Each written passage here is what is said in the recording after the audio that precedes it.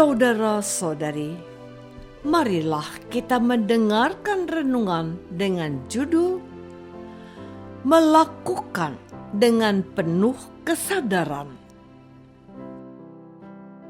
yang berdasarkan pada Injil Lukas bab 5 ayat 34 dan 35. Jawab Yesus kepada mereka, "Dapatkah sahabat mempelai laki-laki disuruh berpuasa, sedang mempelai itu bersama mereka? Tetapi akan datang waktunya apabila mempelai itu diambil dari mereka.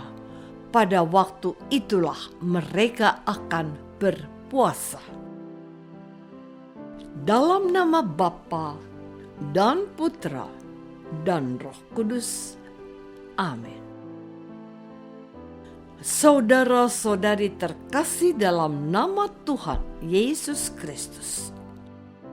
Tuhan Yesus tidak pernah memaksakan sesuatu kepada para muridnya, termasuk sesuatu yang sifatnya sangat mulia dan suci, seperti halnya berpuasa, seperti yang kita dengar atau kita baca dalam perikop Injil pada hari ini.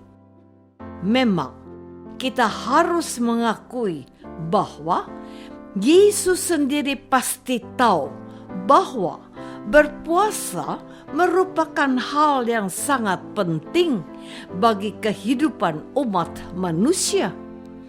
Bagi Yesus sendiri, berpuasa itu tentu saja menjadi sangat penting. Hal ini dapat kita ketahui dari tindakan Yesus sendiri.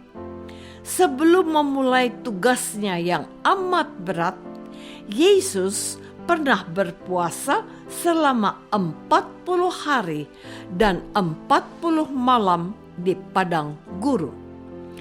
Ini menunjukkan bahwa berpuasa merupakan salah satu kekuatan Yesus, sehingga Yesus mampu menghadapi apa yang akan terjadi dalam hidupnya.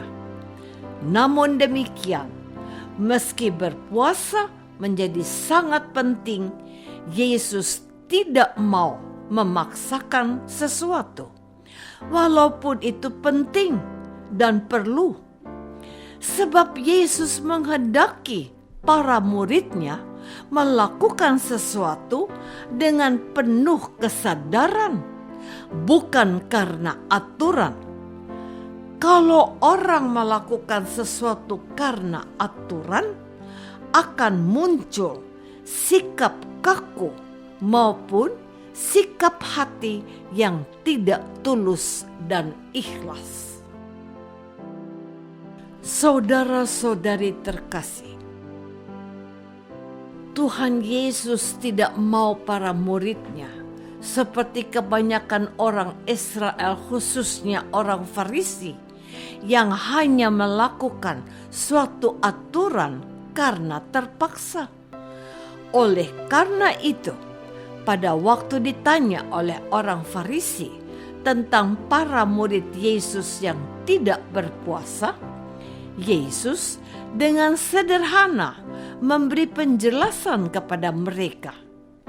Yesus berkata, "Dapatkah sahabat mempelai laki-laki disuruh berpuasa, sedang mempelai itu bersama mereka?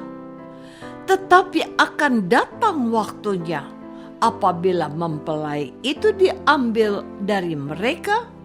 Pada waktu itulah mereka akan berpuasa."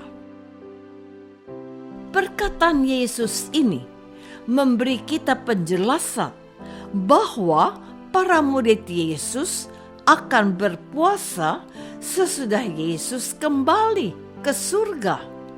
Pada waktu Yesus kembali ke surga, di satu sisi para murid akan kehilangan. Sementara di sisi lain, para murid membutuhkan kekuatan dan dukungan. Dan itulah waktu yang tepat bagi para murid berpuasa. Para murid akan berpuasa sebab mereka lemah dan tidak ada yang menolong mereka selain Tuhan Yesus. Saudara-saudari terkasih, ada perbedaan antara orang yang melakukan sesuatu karena terpaksa dengan orang yang melakukan sesuatu karena kesadaran dari dalam diri sendiri. Misalnya, dalam hal berpuasa. Pertama, orang yang dengan penuh kesadaran bahwa berpuasa itu baik akan berusaha untuk berpuasa walaupun semua orang di sekelilingnya tidak berpuasa, atau malahan mengajaknya untuk tidak berpuasa. Sedangkan orang yang berpuasa karena aturan atau terpaksa tidak akan berpuasa atau membatalkan puasanya karena orang-orang di sekelilingnya tidak berpuasa atau mengajaknya untuk membatalkan puasanya. Kedua, orang yang berpuasa dengan penuh kesadaran akan melakukan puasanya dengan hati yang rela dan ikhlas. Sedangkan orang yang berpuasa karena aturan atau terpaksa akan melaksanakan puasanya dengan hati sedih dan sikap menggerutu. Ketiga, orang yang berpuasa dengan penuh kesadaran akan lebih dapat membawa perubahan menuju arah kehidupan yang baik. Sementara orang-orang yang berpuasa karena sekedar aturan atau terpaksa tidak akan membawa perubahan yang lebih baik, bahkan bisa menjadi lebih buruk. Saudara-saudari terkasih, Yesus tidak pernah mengatakan kepada kita bahwa puasa itu tidak penting. Sebaliknya, Yesus mengatakan lewat cara hidupnya yang juga ikut berpuasa sudah membuktikan dan menunjukkan kepada kita, para pengikutnya, bahwa puasa itu penting. Tetapi semuanya itu perlu kita lakukan dengan penuh kesadaran dan atas dorongan dari dalam diri sendiri. Sebab sesuatu yang baik perlu kita lakukan dengan cara yang baik pula. Sesuatu yang baik yang dilakukan dengan cara yang kurang baik, yakni dengan hati yang sedih dan menggerutu, tidak mendapatkan manfaat atau faedahnya bagi kehidupan para pengikut Yesus. Sebagai contoh, seorang ibu yang memasak dengan hati yang jengkel, marah, atau malas-malasan akan menghasilkan masakan yang kurang sedap dan kurang enak untuk dimakan. Sebaliknya, seorang ibu yang memasak dengan penuh kesadaran dan sukacita akan menghasilkan masakan yang enak dan lezat walaupun yang dimasak sangat sederhana. Hal yang sama berlaku dalam hubungan kita dengan Tuhan.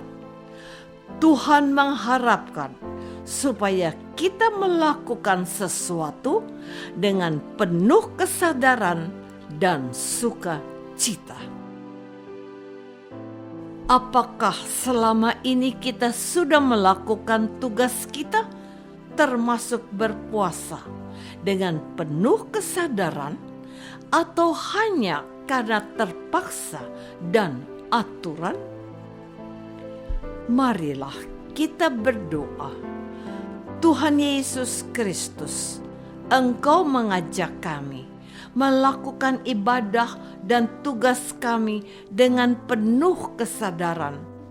Semoga rahmat-Mu memampukan kami untuk menyadari bahwa sesuatu yang kami lakukan dengan penuh kesadaran akan menghasilkan sesuatu yang berkenan kepadamu. Doa ini kami persembahkan dalam nama Yesus, Tuhan dan pengantara kami. Amin. Semoga kita semua selalu dinaungi dan dibimbing oleh berkat Allah yang Maha Kuasa. Dalam nama Bapa dan Putra dan Roh Kudus. Amin.